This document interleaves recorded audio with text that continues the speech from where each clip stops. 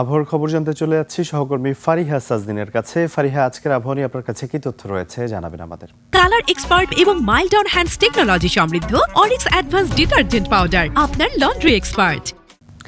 ধন্যবাদ রাজুর। দর্শক, আজ 11 ফেব্রুয়ারি 2026 তারিখে দেশের সর্বশেষ আবহাওয়া তথ্য থেকে আমরা দেখতে পাচ্ছি সারা দেশের নানা জায়গায় মধ্যরাত থেকে ভোররাত পর্যন্ত কুয়াশা পড়ছে। বিশেষ করে উত্তরবঙ্গের জেলাগুলোতে মাঝারি থেকে হালকা কুয়াশা পড়তে পারে বলে জানিয়েছে আবহাওয়া অফিস।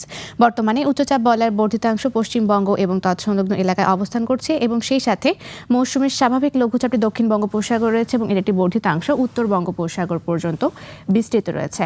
আজ সারা দেশের আকাশ আংশিক মেঘলা থাকবে এবং তাপমাত্রা শুষ্ক থাকতে পারে। সেই সাথে দিন এবং রাতের তাপমাত্রা প্রায় অপরিবর্তিত থাকতে পারে। বর্তমানে বিশেষ কিছু অঞ্চলের তাপমাত্রা যদি আমরা দেখে থাকি তাহলে ঢাকায় রয়েছে 22 ডিগ্রি সেলসিয়াস, খুলনায় রয়েছে 21 ডিগ্রি সেলসিয়াস, রাজশাহীতে রয়েছে 20 ডিগ্রি সেলসিয়াস, রংপুরে রয়েছে 19 ডিগ্রি সেলসিয়াস। গতকাল সর্বনিম্ন তাপমাত্রা রেকর্ড করা হয়েছে শ্রীমঙ্গলে, যা 10.2 ডিগ্রি সেলসিয়াস এবং সর্বোচ্চ তাপমাত্রা টেকনাফে, যা 32.5 ডিগ্রি সেলসিয়াস।